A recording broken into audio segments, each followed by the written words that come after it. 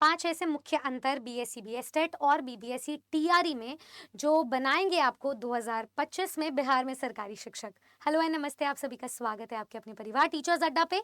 मैं हूं आपकी अपनी निधि अरोरा एंड आज के इस वीडियो में हम एस्टेट और टीआरई के फंक्शनिंग, उनके एलिजिबिलिटी, उनके एग्जाम पैटर्न, उनके सिलेबस को कुछ इस कदर जान जाएंगे जिसके बाद आपके लिए तैयारी करना बहुत आसान होगा और आपके लिए नौकरी को पाने के लिए एक सटीक रणनीति आपको कस्टमाइज मिल जाएगी। लेकिन उससे पहले आपको जो है प्रेस करना है इस वीडियो के नीचे से सब्सक्राइब बटन को, क्योंकि उसकी बारिश हो चुकी है।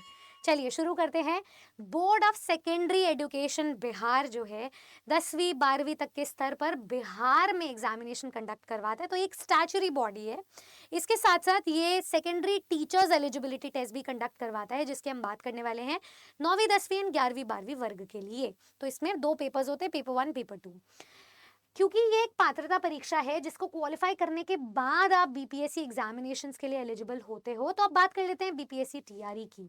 बिहार पब्लिक सर्विस कमीशन एक सर्विस कमीशन है बेसिकली। बिहार के स्टेट एडमिनिस्ट्रेशन में डायरेक्ट रिक्रूटमेंट एग्जामिनेशन कंडक्ट करवाता है, जिससे कि स्टेट फंक्शनिंग बहुत स्मूथ चलती है। तो यहाँ टीचिंग और नॉन टीचिंग और टीचिंग में भी बहुत सारे विभागों में एग्जामिनेशंस कंडक्ट होते हैं। फॉर एग्जाम्पल कल्याण विभाग, हेड टीचर, हेड मास्टर। तो मैं यहाँ पर टीचर रिक्रूटमेंट एग्जामिनेशन यानी कि शिक्षा विभाग की बात करने वाली हूँ। 4 स्तर पर एग्जामिनेशन कंडक्ट होते हैं, 1ली से 5वीं, 6ठी से 8वीं, 9वीं 10वीं एंड 11वीं 12वीं। तो ये एक रिक्रूटमेंट एग्जामिनेशन है जिसके रिटन एग्जामिनेशन को पास करने के बाद आपको सिर्फ डॉक्यूमेंट वेरिफिकेशन के लिए जाना है और आपकी नौकरी पक्की। तो यहाँ पर अब हम बात कर लेते हैं बीएससीबी की एलिजिबिलिटी के बारे में। तो क्योंकि ये एग्जामिनेशन 2 स्तर पर है, तो 9वीं 10वीं वर्ग के लिए आपका ग्रेजुएशन और बीएड डिग्री होनी चाहिए। 11वीं 12वीं के लिए आपके पास आपकी मास्टर्स और बीएड डिग्री होनी चाहिए। और जब आप इस एग्जामिनेशन को पास कर लेते हो तो बीपीएससी के 9वीं 10वीं 11वीं 12वीं के लिए एलिजिबल हो जाते हो। तो एलिजिबिलिटी यहाँ पर आप चारों स्तर पे समझते हो। 1st to 5th के लिए आपका 12th सीटेट पेपर 1 और डीएलएड डिग्री होनी चाहिए। 6 to 8 के लिए ग्रेजुएशन, सीटेट पेपर 2। यहाँ पर डिग्री और डिप्लोमा दोनों ही डिग्री वैलिड है। अगर मैं बात करूँ 9वीं 10वीं की, तो ग्रेजुएशन, बीएड और एस्टेट पेपर 1 पास होना चाहिए जो आप यहाँ से करके आए हो। 11वीं 12वीं के लिए मास्टर्स, बीएड और एस्टेट पेपर 2 पास होना चाहिए जो आप यहाँ से करके आए हो। बात कर लेते हैं अब हम इन दोनों ही रिस्पेक्टिव एग्जामिनेशंस के एग्जाम पैटर्न की। तो एस्टेट का एग्जामिनेशन जो है ना, वो 2 अलग अलग वर्गों के लिए है, पेपर 1 पेपर 2। दोनों का एग्जाम पैटर्न सेम है। 150 क्वेश्चंस, 150 मार्क्स के, 150 मिनट के, यानी कि 2.5 घंटे के। कोई नेगेटिव मार्किंग नहीं है और ये क्वालिफाइंग नेचर का एग्जामिनेशन है। एग्जाम में 2 पार्ट्स मिलेंगे आपको। पार्ट 1 आपका सब्जेक्ट है। सब्जेक्ट में अलग अलग तरीके से सब्जेक्ट को डिफाइन किया गया है। तो सब्जेक्ट आपका 100 नंबर का है। पार्ट 2 में आपको 4-5 छोटे छोटे पोर्शंस मिल रहे हैं, जिसमें मेजर वेटेज है आर्ट ऑफ टीचिंग की। यहाँ पे टीचिंग एप्टीट्यूड के क्वेश्चंस है 30 नंबर के। GK, EVS, maths, reasoning 5-5 number के हैं। तो टोटल आपकी 50 नंबर की वेटेज पार्ट 2 में बन जाती है। फिर से बता रही हूँ, क्वालिफाइंग नेचर में पेपर है। अगर हम बात करें बीपीएससी टीआरई के एग्जाम पैटर्न की, तो ये पेपर 3 पार्ट्स में डिवाइडेड है और इसका भी जो एग्जाम पैटर्न है वो मोर और लेस सेम है, क्योंकि इसमें भी 150 क्वेश्चंस 150 मार्क्स के हैं। लेकिन जो मेरिट बनती है वो 120 नंबर में से बनती है, क्योंकि हमारा जो पहला पार्ट है वो क्वालिफाइंग है। पहले पार्ट में लैंग्वेज है, इंग्लिश 8 नंबर की, हिंदी उर्दू बांग्ला 22 नंबर की। तो टोटल बन जाते हैं 30 नंबर और 30 नंबर आप यहाँ से माइनस कर दीजिए, क्योंकि आपको 30 में से ओवरऑल 9 नंबर लेकर आने हैं। ओवरऑल मतलब इंग्लिश प्लस जो आपने दूसरी लैंग्वेज चूज करी, दोनों को मिलाकर, चाहे आप इंग्लिश में कुछ भी मत अटेंड करके आओ, फिर भी आपको 9 नंबर लेकर आने ओवरऑल, कैसे भी आप ला सकते हो वो। तो ये यहाँ से जैसे मार्क्स डिडक्ट हुए, अब 120 नंबर में से जो वेटेज बनाएगा वो बनाएंगे पार्ट 2 एंड पार्ट 3, 6ठी से 12वीं तक के वर्गों में। पार्ट 2 में आपके ये कुछ बेसिक सब्जेक्ट्स है, जैसे maths, reasoning, GK, GS, EVS, social science and Indian national movements 40 number की। और जो पार्ट 3 है वो आपका सब्जेक्ट है 80 नंबर का। अभी तक कोई नेगेटिव मार्किंग नहीं है, लेकिन इस एग्जाम की जो क्राइटेरिया है वो है कट ऑफ बेस। तो कट ऑफ निकलती है डिफरेंट वर्गों में, डिफरेंट सब्जेक्ट्स के पे आधारित, ठीक है, ये वेरीड होती है। तो अब यहाँ पर बात कर लेते हैं हमारा सिलेबस क्या है। दोनों के सिलेबस में जमीन आसमान का अंतर है। तो सबसे पहले तो मैं एस्टेट के सिलेबस की बात करती हूँ। ये काफी डिफाइंड सिलेबस देता है और इसको डिस्क्राइब करने से पहले मैं आपको दिखा देती हूँ हमारा ये वाला पेपर, ठीक है। ये हमारा बिहार एस्टेट का पेपर 1 का सिलेबस है। पहला टॉपिक है सीक्वेंस ऑफ टेंसेस और यहाँ से जो क्वेश्चन पूछा गया है वो भी टेंसेस पे ही पूछा गया है। ऐसे ही बिहार एस्टेट का जो आपका सिलेबस है पेपर 2 के लिए, उसमें दिया हुआ है सोनेट, स्पेंसर सोनेट। तो सोनेट से क्वेश्चन है। और ये पीजीटी 11वीं 12वीं वर्ग के लिए है। तो इसका जो पेपर है, इसका पहला क्वेश्चन देखो, सीरीज ऑफ सोनेट्स। तो बहुत सिस्टमैटिक, ऑर्गेनाइज्ड और स्ट्रक्चर्ड मैनर में एग्जामिनेशन कंडक्ट करवाता है। जो सिलेबस में डिफाइन करता है वही एग्जाम में पूछता है, तो ये इसकी खास बात है। लेकिन अंतर वाली बात यह है कि अगर मैं इंग्लिश सब्जेक्ट की बात करूँ ना, तो 9वीं 10वीं वर्ग में सिर्फ ग्रामर के क्वेश्चन पूछे जाते हैं क्योंकि वही उसका सिलेबस है। 11वीं 12वीं में सिर्फ लिटरेचर के क्वेश्चंस पूछे जाते हैं क्योंकि वही उसका सिलेबस है। बाकी सारी चीज़ें सेम रहती है। टीचिंग एप्टीट्यूड सीटेट लेवल का रहता है, और बाकी जो जितने भी जीके जीएस मैथ्स रीजनिंग के टॉपिक्स हैं वो भी आपके जेनेरिक रहते हैं, बस उसमें राजस्थान की जीके पर फोकस किया जाता है, जो दोनों ही एग्जाम्स में किया जाएगा। बीपीएससी की सबसे रोने वाली बात बता देती हूँ, क्योंकि मैंने ये सैड इमोजीज बनाए हैं, क्योंकि बीपीएससी जो कहता है वो करता नहीं, मतलब करता कुछ और है। वक्त, जज्बात, सब कुछ, हालात सब बदल जाते हैं। तो बीपीएससी का जो सिलेबस है वो खास तौर पर अनडिफाइंड है। 3 फेजेस को सक्सेसफुली कंप्लीट होता हुआ हम देख चुके हैं, और तीनों ही फेजेस में हमें पता चला कि सिलेबस अनऑर्गेनाइज्ड है, डिसप्रपोर्शनेट है और अनएक्सपेक्टेड है। माने कि ना तो इनके लेवल में कोई फर्क आपको नजर आता है कि 6ठी से 8वीं का पेपर आसान हो, ऐसा कुछ नहीं होता।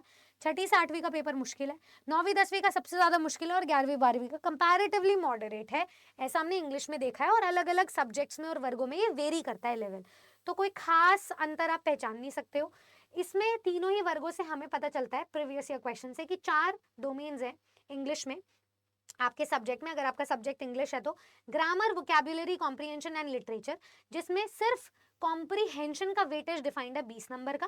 वोकैबुलरी भी वेरी करती है 10 से 15 नंबर में, लेकिन कॉम्प्रिहेंशन का लेवल डिफाइंड नहीं है।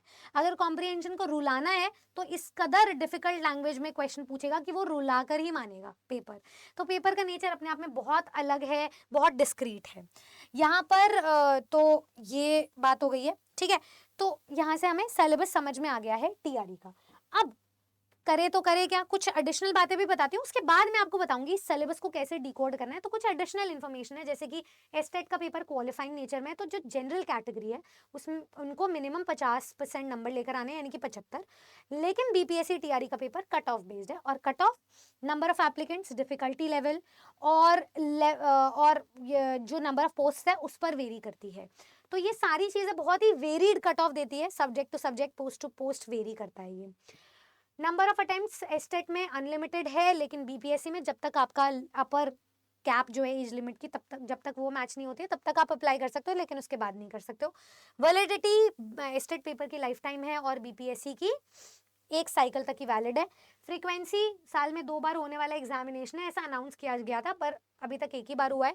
बीपीएससी 2023 में 2 बार हो चुका है, लेकिन यहाँ पे बोला गया था साल में 1 बार तो होगा ही, अगस्त में। खैर, रिलैक्सेशन दोनों ही एग्जाम्स में सिर्फ बिहार वालों को मिलेगा। लेकिन अब बात कर लेते हैं तैयारी और उसकी जीत की। दोनों ही एग्जामिनेशन में, क्योंकि सिलेबस में बहुत अंतर है, तो तैयारी करने का तरीका भी बहुत अलग है।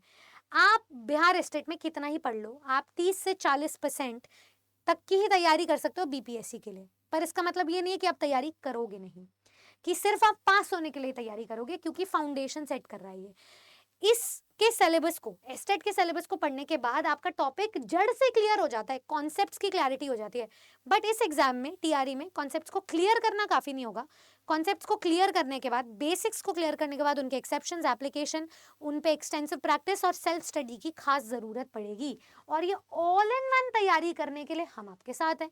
आपको टेंशन लेने की कोई जरूरत ही नहीं है, क्योंकि हम बीपीएससी के सारे वर्गों में एंड सारी पोस्ट्स पर अपने बैचेस को लेकर आ चुके हैं।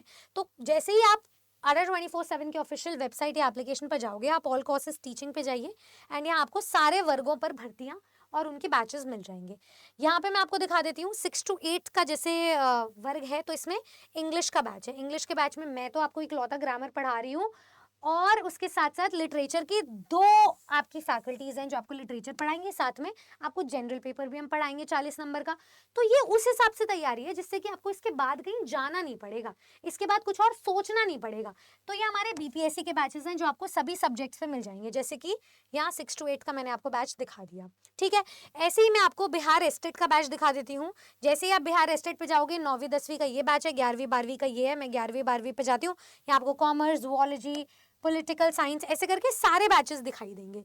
मेरा ये मानना है कि आप इन दोनों की तैयारी को एक साथ कर सकते हो, क्योंकि बिहार स्टेट को पास करने के बाद जब आप अच्छे मार्क्स से तैयारी कर लोगे, तभी वो रास्ता आपके लिए बीपीएससी का बनेगा, वरना नहीं बनेगा। तो जितने पक्के आपके कॉन्सेप्ट्स हैं उतने हाई चांसेस है आपके बीपीएससी में सिलेक्शन के। तो हम यहाँ पर सिलेक्शन वाली तैयारी करने के लिए मैं आपको एक बेस्ट उपाय बता देती हूँ। चाहे तो आप इंडिविजुअल बैचेस में एनरोल कर लीजिए, चाहे सबसे बेस्ट और मेरी तरफ से सुझाव रहेगा बीपीएससी टीआरई 4.0 एंड 5.0 का महापैक। इसमें आपके 4.0 के हर एक सब्जेक्ट, हर एक पोस्ट, हर एक वर्ग की तैयारी की एक्सेसिबिलिटी आपको मिल जाती है। साथ में 5.0 के लिए भी आपको एक अलग से बैच परचेज नहीं करना पड़ेगा। जैसे ही आप बाय नाउ पे जाओगे, आपके बैच का प्राइस है अभी 9399। आप इस पे एक डिस्काउंटेड कूपन कोड लगाइए, ठीक है,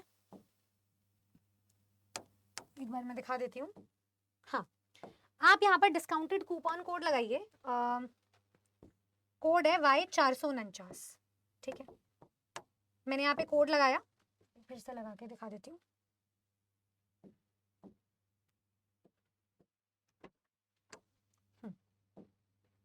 ओके, कोड है आपका Y449। जैसे ही मैंने ये कोड लगाया, यहाँ पे अप्लाई करेंगे और आपका जो बैच का प्राइस है वो आपको मात्र 2000 रुपए में हर एक सब्जेक्ट की तैयारी आपको फ्री में करने का मौका मिल गया 6+6 महीने के लिए। तो फिलहाल आपको मैक्सिमम डिस्काउंट भी मिल रहा है। फिलहाल आपको डबल वैलिडिटी, जो 6 महीने के लिए हम बैच देते थे वो 6 महीने के लिए एडिशनल फ्री भी मिल रहा है। तो ऐसे होगी सिलेक्शन वाली तैयारी। चाहे तो आप इंडिविजुअल बैचेस में एनरोल कर लीजिए यूजिंग द सेम डिस्काउंट, चाहे आप एक साथ एक क्यूम्युलेटिव तैयारी कर लो, क्योंकि कॉस्ट इफेक्टिव है एंड बीइंग इंडियंस हमारा अधिकार है कि हम जो है पैसा वसूल तैयारी करें। तो आपको ये वीडियो कैसा लगा, सबसे पहले तो मुझे ये बताओ। दूसरा, हमारे जो बैचेस है वो 23 दिसंबर से शुरू हो रहे हैं, तो उसमें जितना जल्दी एनरोल करोगे, क्योंकि लिमिटेड सीट्स हैं, उतना जल्दी आप तैयारी सिस्टमैटिक वे में कर पाओगे, प्रॉपर गाइडेंस और मेंटोरशिप के साथ कर पाओगे। दूसरा, अगर ये वीडियो आपको अच्छी लगी है तो आप सब्सक्राइब कीजिए, हमारे चैनल को लाइक कीजिए, शेयर कीजिए, क्योंकि यहाँ पर हम वो सारी इंसाइटफुल नॉलेज डिस्कस करते हैं जो आपको कोई नहीं बताएगा। यहाँ पर बात होगी सिर्फ सिलेक्शन की। तो इसके अलावा आपको अन्य एग्जाम रिलेटेड भी कोई भी क्वेरी पता करनी है, कोई भी आपकी क्वेरी है, कोई भी आपके डाउट्स हैं, तो आप कमेंट सेक्शन में जरूर ड्रॉप करें, ताकि मैं ऐसी ही इन्फॉर्मेटिव वीडियो लेकर आकर आपके सारे डाउट्स को रिजॉल्व कर सकूं। Good luck, subscribe to our channel, और मैं मिलूंगी आपसे आपके लिए नेक्स्ट इन्फॉर्मेटिव वीडियो और जानकारी के साथ और सिलेक्शन वाले कंटेंट के साथ। Good luck.